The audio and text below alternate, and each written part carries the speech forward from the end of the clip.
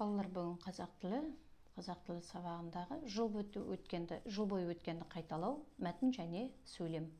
Мәтін мен сөйлемнің байланысын бүгін қарай отырып, осы тақырыпты қайталаймыз.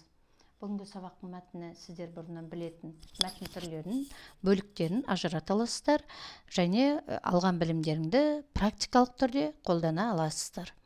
Мәтін дегеніміз не? Мәтінге не қоюға болады? Мәтін тақырыбы дегеніміз не? Негізгі ой дегеніміз не? Мәтін қандай бөліктерге бөлінеді? Мәтін түрлері. Міне осы сұрақтарды басшылыққа ала отырып, бүгін осы сұрақтардың мазмұнымен жұмыстанамыз. Мәтін дегеніміз не? Мәтін мағына жағынан байланысқан екі немесе одан да көп сөйлемдерден құралады. Ендеше мәтін сөйлемдерден құралады екен. Ал мәтінге ат қоюға болады, оны білесіздер. Тақырып немесе ондағы негізгі ойды қысқаша атаса, ол мәтінге ат қою. Мәтіннің негізгі ойы бар, оны білесіздер. Негізгі ойды тап дейміз ғой, автордың айтқысы келген ең басты пікір болып табылады. Тақырып мәтінде баяндалатын оқиға мен ойдың түйіні, яғни мәтін не туралы екенін анықтауға болады. Тақырып пен негізгі ой, олар бір-бірімен тығыз байланыста болады екен. Осыны ұмытпайық, балалар. Сонымен біз мәтінге ат қоюды білеміз, тақырыпты баяндай аламыз және негізгі ойды таба білеміз. Мәтіннің құрылымы болады. Мәтіннің құрылымы, ол мәтін бөліктер деп аталады. Ол бөліктер үшке бөлінеді. Ол қандай? Мәтіннің басы, яғни кіріспе бөлім, мәтіннің ортасы, негізгі бөлім, мәтіннің соңы, қорытынды бөлім. Қорытынды бөлім десек, ол соңы. Негізгі бөлім десек, ол ортасы. Кіріспе десек, ол мәтіннің басы екендігін білеміз. Бұл мәтін бөліктері. Енді мәтіннің түрлері қандай болады? Оны сіздер білесіздер. Мәтіннің түрлі үшеу. Оны әңгімелеу, сипаттау және пайымдау.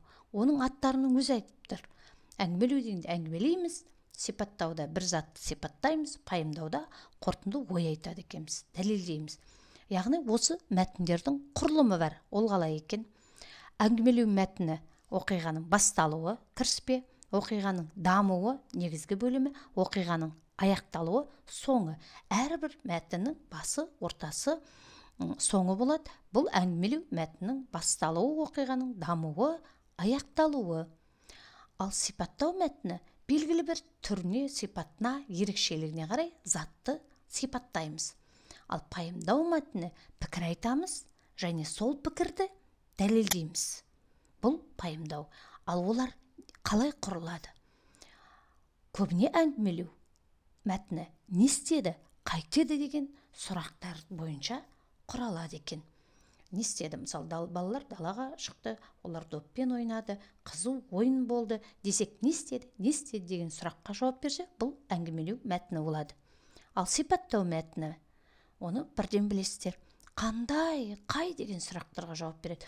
Қоян, орман жануар, оның құлағы тік, өзі қорқақ, көзі бадырақ, түсі ақ, ерні жырық. Қандай деген сұрақтарға жауап берсе, бұл сипаттау мәтіні екен.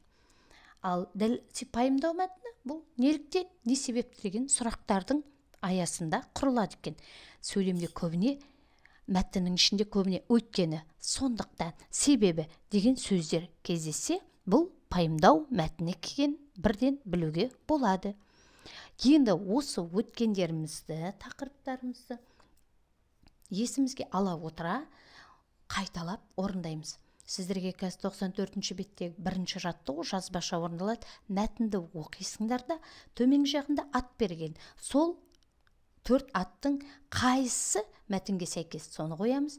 Мәтіннің түрін анықтайсыздар. Әңгімелеу, сипаттау, пайымдау қайсысына жатады. Мәтінді бөліктерге бөлесіңдер. Бірінші бөлігі бөлініп тұр, мерекелік дайындық. Енді ортаңғы, соңғы бөлігін тауып, соған ат қойып, атын жаза қоясыздар. Ендеше сендер сонда бүгін мәтінмен жұмыс жасайсыздар, атын қоясыздар, түрін табасыздар, бөлігін білесіздер. Жаңағы алған түсінігімізді қолдана алатын боламыз. 95-ші беттегі екінші жаттығу бұл жазбаша. Көп нүктенің орнына бастауыш болатын сөзді тауып жаз дейді. Балалар, сөйлем толық емес, сөйлемді толықтырамыз. Сол кезде шағын бүгінгі игеріп жатырған мәтініміз шығады.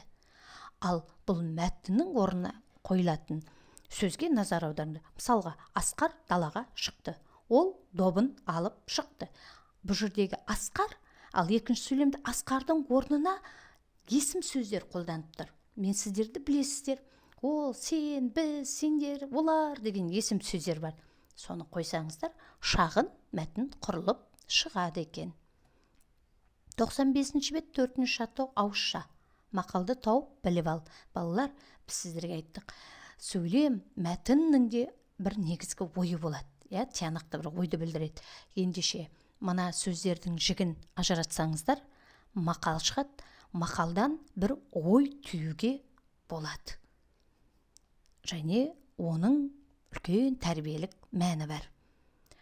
Оқу тапсырмалары, қалыптастырушы бағалау екеуі бірге 95-ші беттегі 3-ші жаттығу. Оны орындау үшін дескрипторды қарап алыңыздар. Сіздер көбіне дескриптор бойынша орындамайсыздар. Мереке атын таба аласыздар, сөйлемдерді құрай аласыздар, тақырыпқа сай әңгімелеу мәтінін құрастырасыңдар. Мәтіннің атын тауып алыңдар, мерекенің атын. Сосын ол мереке қандай мереке, кімдер тойлайды, қашан тойланады, мазмұны не, шағын сөйлем құрап, сонда сендер бүгінгі әңгімелеу мәтінін құрастырып шығасыңдар. Ат қоясыздар, сөйлемдерден мәтін құрай аласыздар. Мұқият болыңыздар, талапқа сай орындауға тырысыңыздар.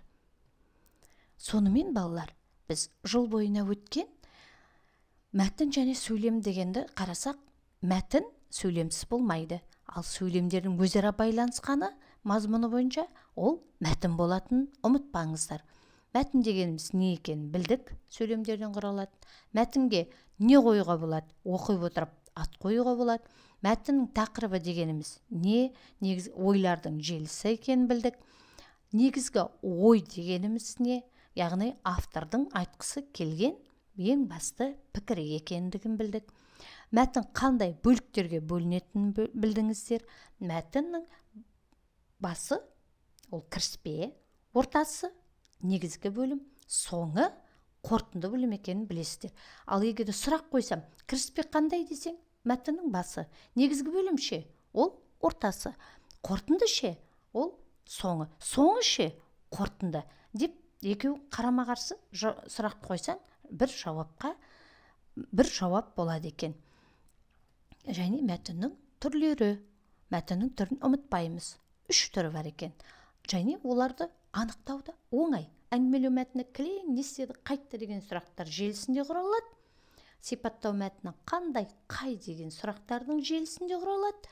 Ал пайымдау мәтіні неліктен, не себепті деген. Оны біз бірден табамыз. Ішінде себебі, өйткені, сондықтан деген сөздер болса, біз бірден бұны бұл пайымдау мәтін деп айтып үйрендік. Міне балалар, мәтін және сөйлем деген өткен тақырыптар бойынша ойларымызды тұжырымдап, білімімізді жаттығулар барысында қолдана алсақ, бүгінгі мақсатымызды игереміз. Мәтінді білеміз, түрін ажыратамыз, атын қоямыз, мазмұнын айта аламыз, бөліктерге бөле аламыз. Міне балалар, осы мәтін және сөйлем туралы жыл бойы өткеніміз еске түсіріп қайталаңыздар. Уақыт болса, қайтадан қарап шығып тыңдауларыңызға болады.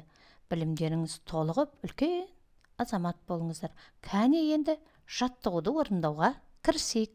Өз білімдерімізді қолданыста көрсете білейік.